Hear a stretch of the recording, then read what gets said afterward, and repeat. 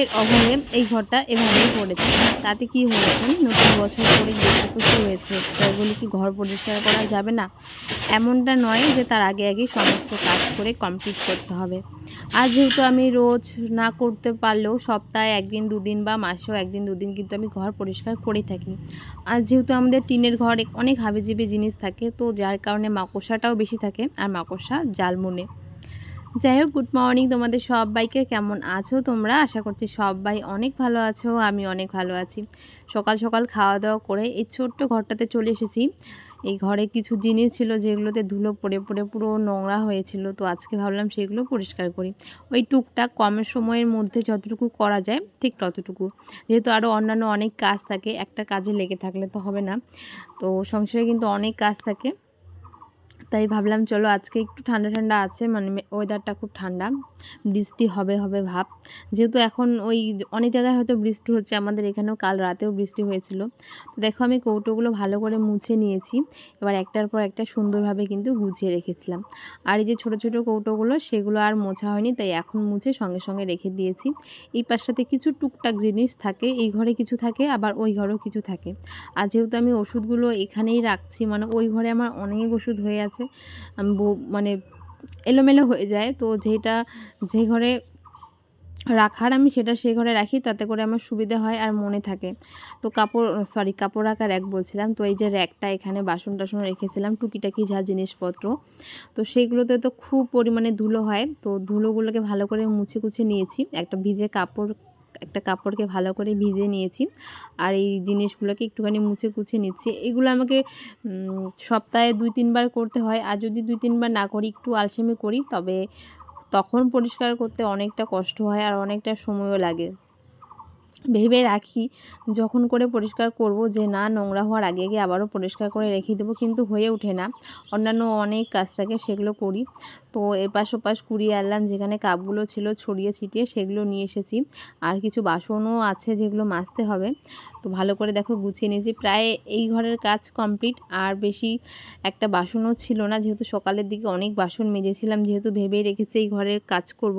আর যে কোনো ঘর গোছানোর আগে তো অন্যান্য অনেক কাজ থাকে, বাসন মাজা, কাপড় কাচা, ঘর মোছো, তো সেগুলো আমি আগে ভাগে করে রেখেছিলাম। এখন এই তো ঘরের কাজে লেগে পড়েছি। তো দেখো আমার কিন্তু ঘরটা গোছানো পুরো কমপ্লিট। আর এই যে এই চেয়ারটা না খুব নোংরা হয়, মানে খুবই নোংরা হয়, যেহেতু এখানে একটা ঝুড়ি রাখা হয়, বাসনের যে ঝুড়িটা আছে সেটা এখানে রাখা হয়, তো এতটা নোংরা হয় কি আর বলবো। তো একটা ভালো করে একটা ভিজে কাপড় দিয়ে মুছে কুচে নিয়েছি, বারবার কাপড় থেকে জল পাল্টে আনছি, মানে কাপড়টাকে চিপে চিপে এতটা পরিমাণে কাদা কাদা জল বেরিয়েছে কি বলবো। আর যেহেতু ওই ঘরে আমি বালিশ কভারগুলো পাল্টেছিলাম আর ধুয়েও দিয়েছি, তবে এই ঘরে তো আর হাত দেইনি সেদিন। একসঙ্গে দুটো ঘর আমি গুছিয়ে উঠতে পারি না, খুব সময় লাগে। তো আমি আজকে এই ঘরে বিছানার চাদর আর বালিশের কভারগুলো পাল্টে দেবো। হ্যাঁ, এটা ঠিক যে বালিশের কভারগুলো পাল্টে দেওয়ার পর আর নতুন বালিশের কভার পরিয়ে দিব না, যেহেতু এখানে নোংরা করে ফেলবে ওরা, কামড় দিয়ে দিয়ে ছিঁড়েও ফেলে। তাই আমি এখানে এটাকে এইভাবেই রাখবো, আর একটা ধোয়া বিছানার চাদর এখানে পাতবো বা বিছিয়ে রাখবো। তো আমি ভালো করে বিছানার চাদরটা বিছিয়ে দিয়েছি, আর আগের থেকে অনেকটা পরিষ্কার লাগছে, যেহেতু ঝুল ছিল, অনেকটা পরিমাণে ঝুল ছিল, সেগুলো ঝাড় দিয়েছি, মানে ঝেড়েছি। তারপরে এই তো উঠোনটা একটুখানি নোংরা হয়েছিল, আমি বাড়ির পুরো চারপাশটা মুছেছি, মাঝখানটুকু মুছিনি। তার কারণ ওই যে বললাম ওয়েদারটা ভালো না, মেঘলা মেঘলা। এখন হালকা একটু রৌদ্র উঠেছে, আর দেখে মনে হচ্ছিলো হয়তো বৃষ্টি আসবে, কিন্তু আমি তবুও এক পাশটা মুছে কুছে রেখেছি, ভালো লাগছিলো দেখতে। এটা ভাবছিলাম যখন করে বৃষ্টিটা হয়ে যাবে তারপরে এটা মুছে রেখে দেবো, তাহলে ভালো লাগবে। আর দরজার সামনেটুকু মোছা হয়নি, তো যেহেতু বারবার যাওয়া আসা করছিলাম, তো এখন আর যাওয়া আসা করব না, এখন এইটুকু মুছে চলে যাব স্নানে।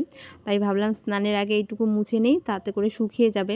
আর দেখো কতটা ছায়া, এই সময় এই জায়গাটা ছায়া থাকে না, খুব রৌদ্র থাকে, তো আজকে ছায়া হয়েছিল। আজকে মা দুপুরবেলা বাজার থেকে নিয়ে এসেছিলো গিলে মেটে যে মাংসটা হয়, ছাট মাংস আর কি, সেটা নিয়ে এসেছে। তো এটাকে আমি ভালো করে রান্না করেছি খাবো বলে।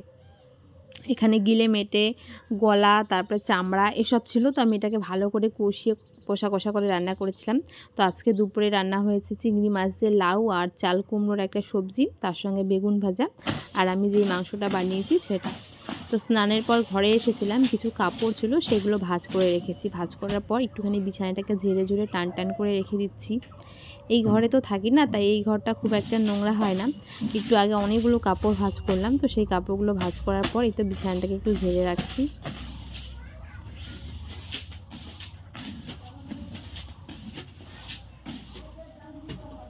সকালবেলা একবার গ্যাসটাকে পরিষ্কার করে মুছে গুছে নিয়েছিলাম, আর এখন যেহেতু আমার পুরো রান্না কমপ্লিট আর আজকে মাংস রান্না হয়েছিল, ভাবলাম চলো গ্যাসটাকে একটু সাবান দিয়ে ভালো করে মুছে নেই।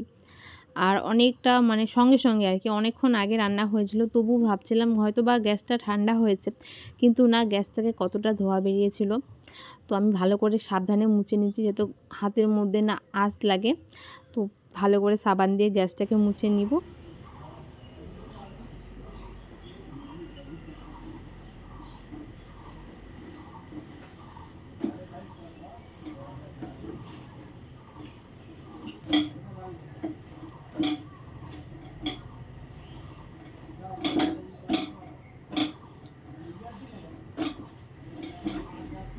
একটা কিছু মুছলে মনে হয় যেন মুছতেই থাকি, মানে একটার পর একটা লেগেই থাকে। তো যেহেতু গ্যাসটা মুছে নিয়েছি, যেই কচ ব্রাশে একটুখানি সাবান ছিল সেটা দিয়ে এই যে এখানে একটা ফিল্টার রাখা হয় সেই টেবিলটা, সেটাকেও একটুখানি মুছে কুছে নিচ্ছি। এটা সাদা তো, এটা একটুতেই নোংরা হয়ে যায়, তাই মুছার পর খুব চকচকে লাগে, সাদা ধপধপে লাগে দেখতে। তো আমি টুকিটাকি ঘরের কাজকর্ম করে চলে এসেছি শোয়ার ঘরে। এখনও হাতে অনেকটা সময় আছে, তো ভাবলাম কাল যেহেতু ঘরটাকে গুছিয়েছি, ড্রেসিং টেবিলটা মোছা হয়নি, কোনো কিছুই মোছা হয়নি, এতটা আলসেমি লাগছিল আর খুব মাথা ব্যথা করছিল। তো অতটুকু কাজ করে আমি হাঁপিয়ে পড়েছিলাম। তো যাই হোক, আজকে যেহেতু সময় আছে, ভাবলাম চলো আজকে একটুখানি ড্রেসিং টেবিলটা পরিষ্কার করে নিই। আর তার সঙ্গে আমার এই ছোট্ট যে শোকেসটা আছে, টুকি করে অনেক কিছু করেছি এখানে, মানে সাজিয়েছিলাম। আরও অনেক কিছু দিয়ে সাজানোর ইচ্ছে আছে, আগে তো কিছুই ছিল না, কাপড় দিয়ে ভর্তি ছিল। তো যাই হোক, কাজকর্ম করে সন্ধ্যার দিকে আজকে যেহেতু মাংস হয়েছিল, তাই মাকে বলেছি সন্ধ্যাবেলা একটুখানি মাংস দিয়ে মুড়ি খাবো। আমার কিন্তু মাংস দিয়ে মুড়ি খেতেও ভালো লাগে। আর এটা কিন্তু ফ্রেশ মাংসটা নয়, এটা যে গিলে মেটে থাকে সেটা। তো আমি গিলে মেটে খাই না, আমি গলা আর চামড়াটুকু খাই। চামড়াটা খেতে আমার ভীষণই ভালো লাগে, তো সেটাই নিয়েছি। সন্ধ্যাবেলা এটা খেয়ে নেবো আমি আর মা মিলে। তো চলো আজকের মতো ভিডিওটা এখানে শেষ করছি। আবারও দেখা হচ্ছে নতুন দিন নতুন কোনো ভিডিওর সঙ্গে। সবাই ভালো থাকবে, সুস্থ থাকবে, সবাইকে টাটা।